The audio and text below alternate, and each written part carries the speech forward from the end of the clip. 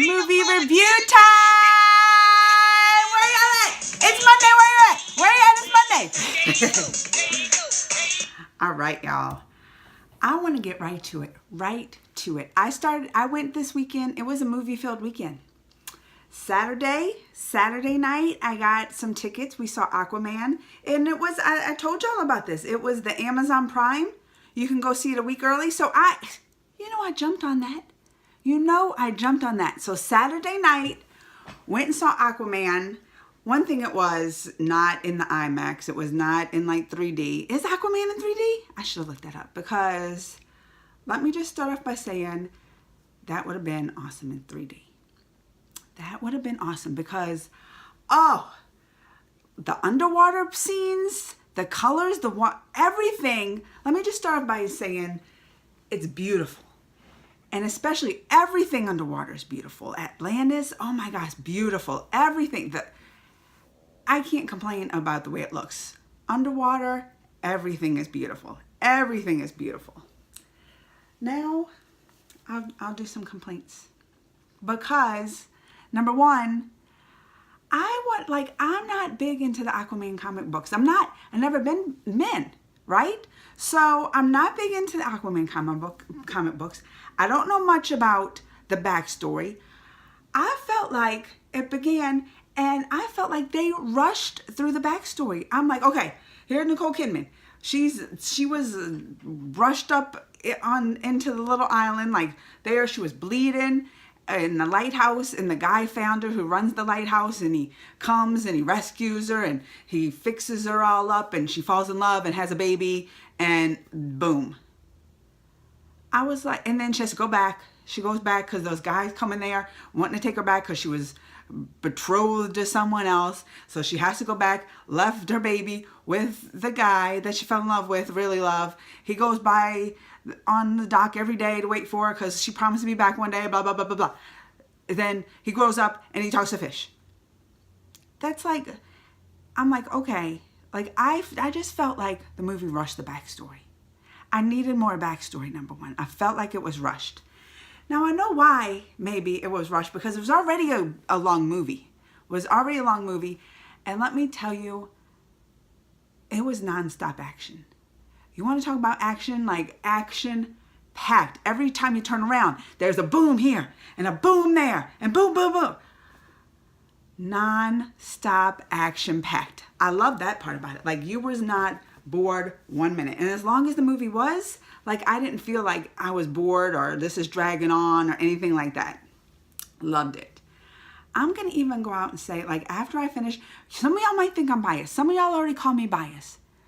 But I think this movie is up there, contender with, like, Wonder Woman type awesome coming out of DC. Like, the people always say, oh, DC movies. Well, there was Wonder Woman, that was good, but then blah, blah, blah, blah, blah, blah. And I can agree on some of it. Like, I sure didn't like Suicide Squad. Like, I can agree with some of that. I loved Wonder Woman. I liked Justice League. Some people didn't like Justice League.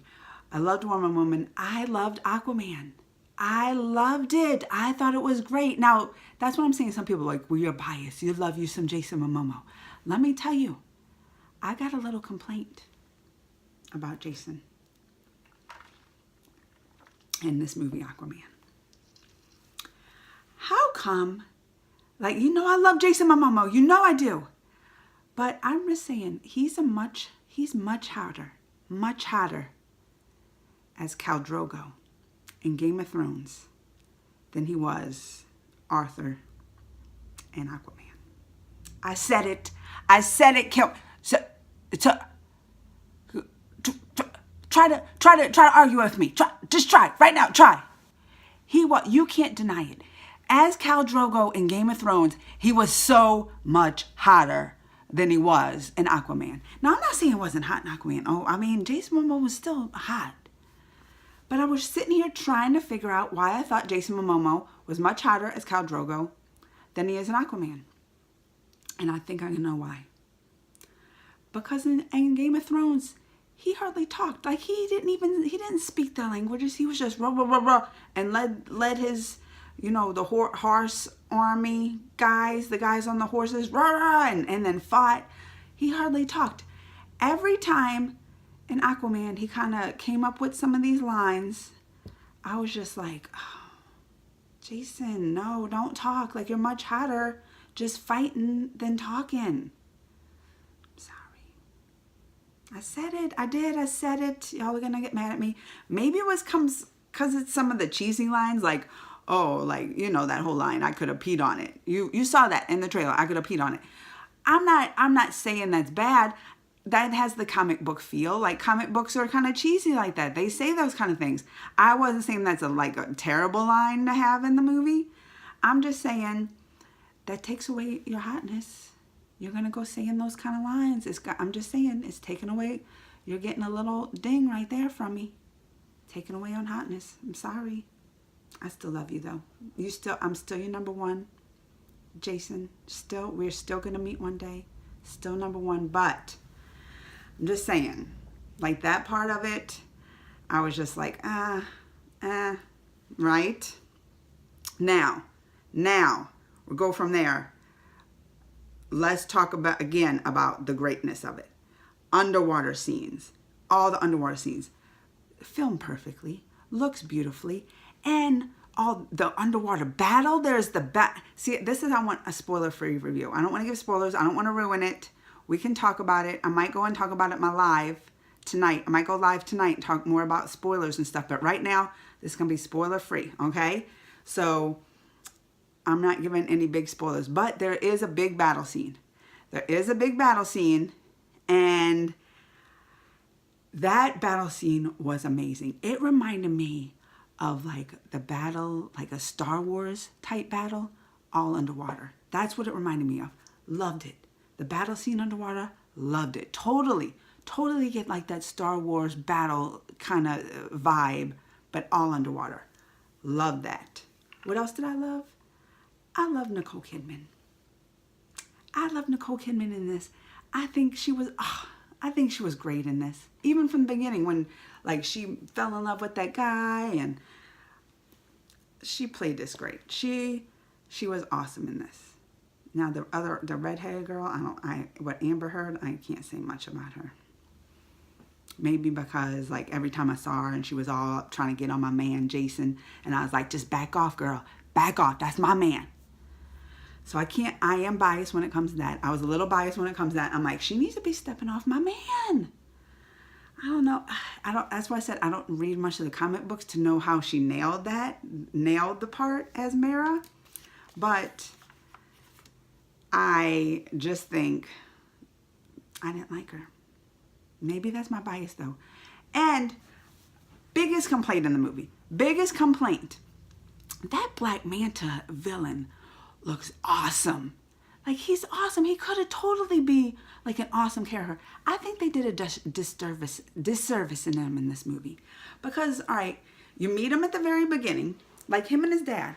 Like, you meet him and his dad at the very beginning, right? Aquaman comes in, they fight, boom, right? You meet him again towards, the middle, right?